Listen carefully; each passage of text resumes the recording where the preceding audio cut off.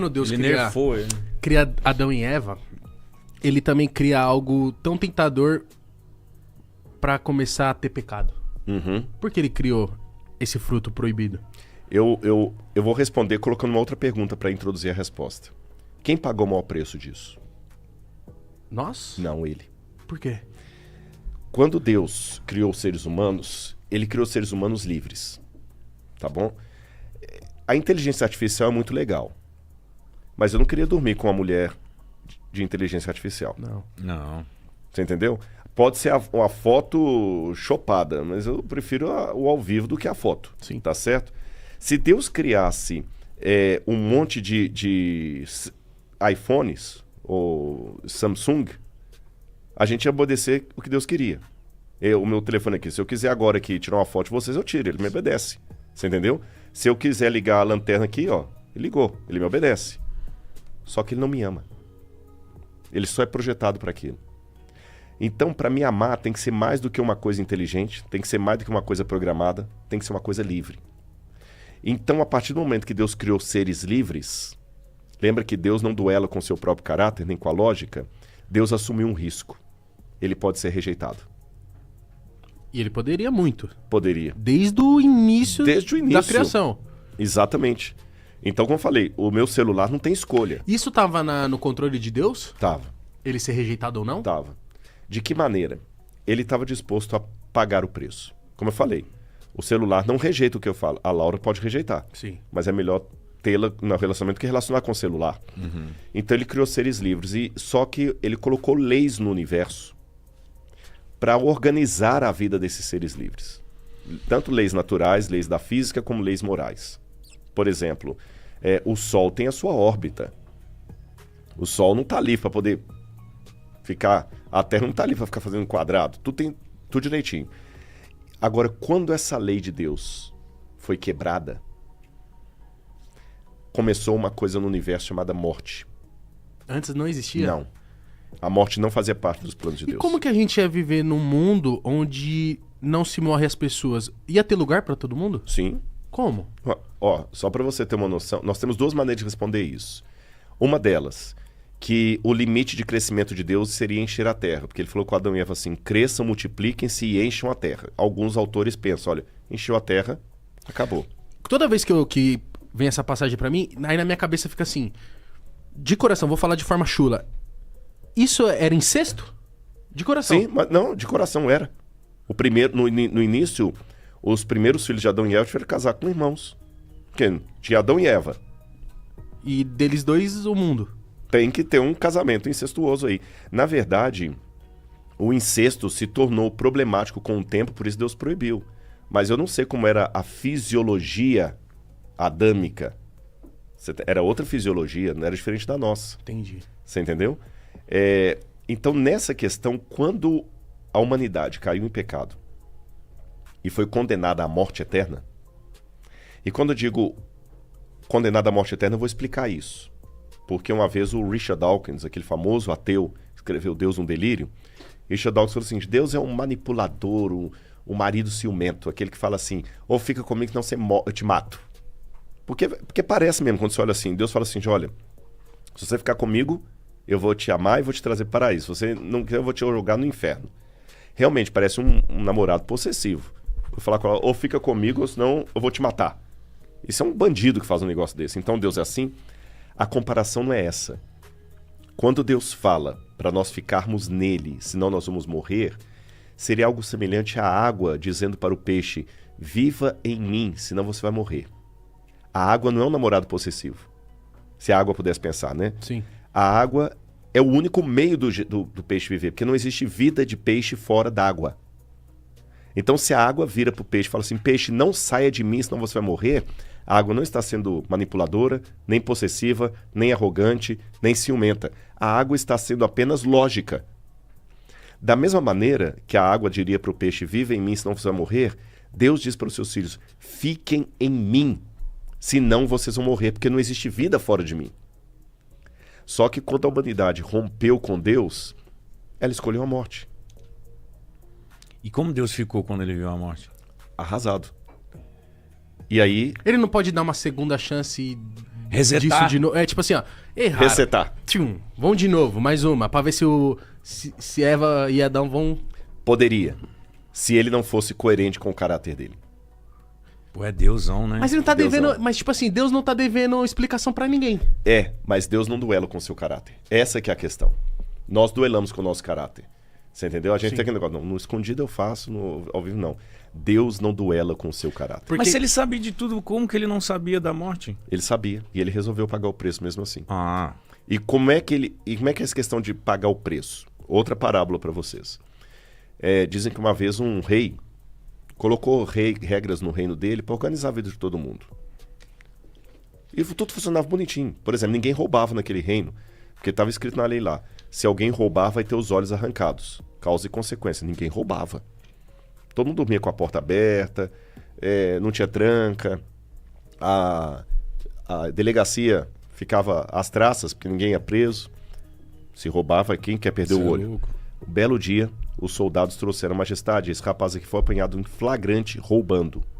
E a lei mandou arrancar os olhos. Sim, a lei manda isso. Só que tem um problema, majestade, é o seu filho. É o príncipe. nossa. E o menino implorando, pai, não arranca meu olho, não, pai, não arranca meu olho, não arranca meu olho.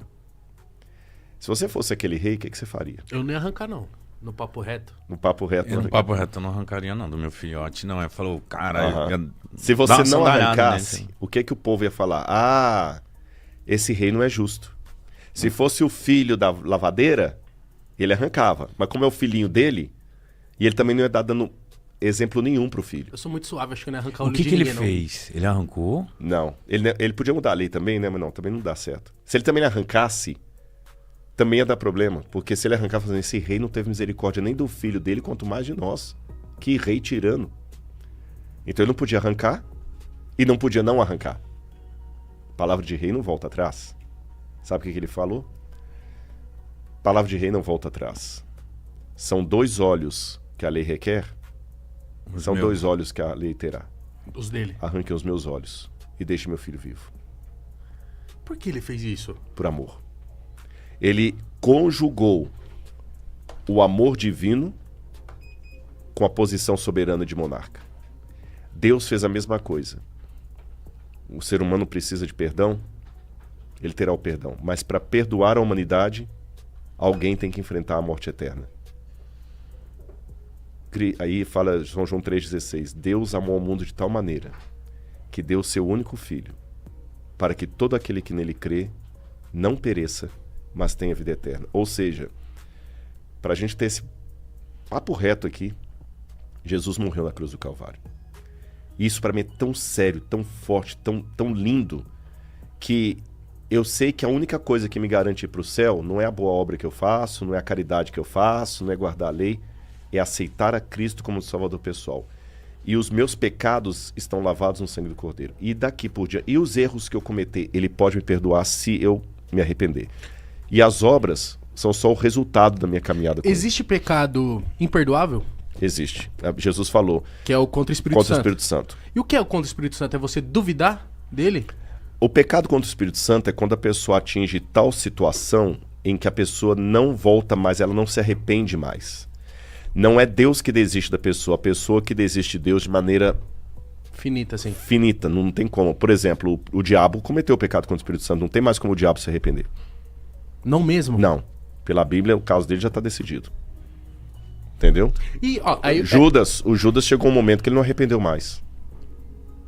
Tá, mas aí isso me faz crer também que, tipo, pra uma pessoa cometer um erro contra o Espírito Santo, ela tem que ter uma base, ela tem que ter Tipo assim, imagina uma pessoa que nasceu... É que eu fico me perguntando, assim.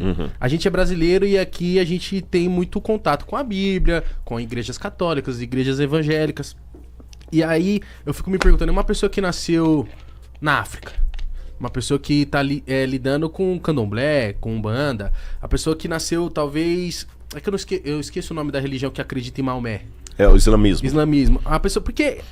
o que aconteceu? Essa pessoa só nasceu em outro CEP. Entendeu? E aí a Bíblia talvez não foi apresentada pra essa pessoa. Essa pessoa, ela não vai pro céu. Essa pessoa, ela não vai viver a vida eterna por conta que ela não teve contato a isso. A gente é tão privilegiado assim e eles não prestam? O que acontece? dependendo de quem você estiver entrevistando aqui, ele vai falar, não teve o evangelho, não vai ter. Eu não penso assim, Eu também com não base penso na assim. Bíblia, tá bom? Eu entendo assim, Deus teve o povo dele, que é o povo de Israel. Não eram todos os povos que eram povos de Deus, era Israel. Eles que iam dar o Messias ao mundo. E depois do judaísmo veio o cristianismo. Ponto. Isso é o que está na Bíblia. Estou falando de acordo com a Bíblia. Porém, a própria Bíblia mostra, fora desse povo eleito de Deus, pessoas sinceras a Deus que demonstravam mais fidelidade a Deus do que muitos judeus. Vou dar alguns exemplos rápidos. Quando Jesus nasceu, Herodes, que era meio judeu, meio idumeu, mas tudo bem, era o rei dos judeus, mandou matar as criancinhas para matar Jesus. Mas 3 magos, astrólogos, lá da Pérsia, provavelmente da Pérsia, vieram para adorar Jesus. E eram pagãos. Pagão é que não acredita em Deus, né? Que não acreditam no Deus da Bíblia. Sim. Por exemplo, o pagão acredita em Deus, quem não acredita em Deus é o ateu, né? Ah, sim. O pagão é aquele que não acredita no Deus da Bíblia. Eles vieram lá. Então, parece que de alguma maneira Deus falou com eles lá. Outro exemplo. Quando Jesus estava indo lá para onde hoje é o Líbano, veio uma mulher Ciro-fenícia. A Bíblia fala cananeia. Chamar alguém de cananeia era a forma mais pejorativa que tinha. Sério? O que é É, Canaã? porque cananeia eram os inimigos mortais dos judeus. Sabe, qualquer palavra hoje que vira um desqualificador, uma ofensa, chamar uma pessoa de cananeia, nem era usada mais essa nomenclatura. E a mulher veio lá, Jesus, tem misericórdia de mim, minha filha tem endemoniada. E os discípulos, tira essa mulher daqui, ela está incomodando. Jesus olhou para ele e falou assim, olha, eu em Israel não encontrei fé como dessa mulher. E ela era pagã. Ruth era moabita, que era um povo inimigo também do povo de Deus. E Ruth veio demonstrar na Bíblia com uma fé genuína, tremenda. Então, o que eu aprendo disso? E para terminar, Jesus um dia falou com Nicodemos assim, Nicodemos, o Espírito de Deus sopra onde quer. Você ouve a sua voz, mas não sabe de onde ele vem nem para onde ele vai. Na língua grega, onde isso está escrito, tem um trocadilho entre vento e espírito. E no aramaico também que Jesus falava, que é a mesma palavra. Como se eu falasse assim, o espírito espireteia onde quer. Sim. Você não sabe de onde vem nem para onde que ele vai. E para finalizar, Jesus também falou para os apóstolos assim, eu tenho outras ovelhas que não são desse aprisco. A mim me convém conduzi-las, mas chegará o dia em que haverá um só rebanho, um só pastor. Com esses elementos bíblicos que eu apresentei, o que eu posso responder para você? Deus vai julgar as pessoas de acordo com a sinceridade dele em relação ao grau de revelação que ele recebeu. Aí eu vou me surpreender com uma coisa. Porque às vezes, vamos pensar, você colocou aí o índio, vamos pensar o índio lá na Amazônia, adorando o Tupã. A única coisa que ele sabe de Deus é que ele chama Deus de Tupã, fica adorando os espíritos da natureza ali e tudo mais. Só isso que ele sabe. Mas ele está sendo fiel àquilo ali. Ele está amando o seu semelhante lá na tribo. Ele não tá fazendo mal a ninguém. Não está fazendo mal a ninguém. E eu aqui, Rodrigo, com toda a teologia, a erudição, eu estou menosprezando o meu irmão, eu estou falando mal do outro, eu estou cuspindo na dignidade do outro, E às vezes com a Bíblia eu debaixo estou do com braço. inveja do outro e com a Bíblia debaixo do braço. Aí Parece que tá cego, né? tem um autor, e Paulo dizia que o que de Deus se pode conhecer, Deus manifestou no mundo inteiro através das obras criadas. Então ninguém ficou em trevas absolutas. Aí tem um autor chamado John Milton, autor do Paraíso Perdido. Ele dizia que no céu nós vamos ter 3 surpresas. Pessoas que a gente tinha certeza que ia encontrar lá, pode ser que a gente não vai encontrar. A terceira surpresa, pessoas que eu nunca imaginava encontrar lá, eu vou encontrar. Cadeira cativa. E a terceira surpresa, uau, eu também tô aqui. Apesar de tudo que eu fiz. Você entendeu? Sabe o famoso ladrão da cruz? Não. Que quando Jesus estava crucificado, tinha 2 ladrões, um de cada Barrabás. lado dele. O Barrabás escapou, né? E ficaram 2, um de cada lado de Jesus. Aí um deles amaldiçoou Jesus, o outro falou, Senhor, lembra-te de mim quando vieres no teu reino, e Jesus o perdoou. Eu vejo essa história daqui, eu penso assim, poxa, o cara poxa, perdoou, arrependeu e tudo. Mas imagina alguém que sofreu nas mãos daquele ladrão ali. Então, eu não me preocupo com isso, porque eu tenho a obrigação de pregar o evangelho do reino, como diz Mateus 24:14, tanto é que eu estou aqui, e Deus que está me mandando. Todo lugar que Deus está mandando eu estou indo, você está entendendo?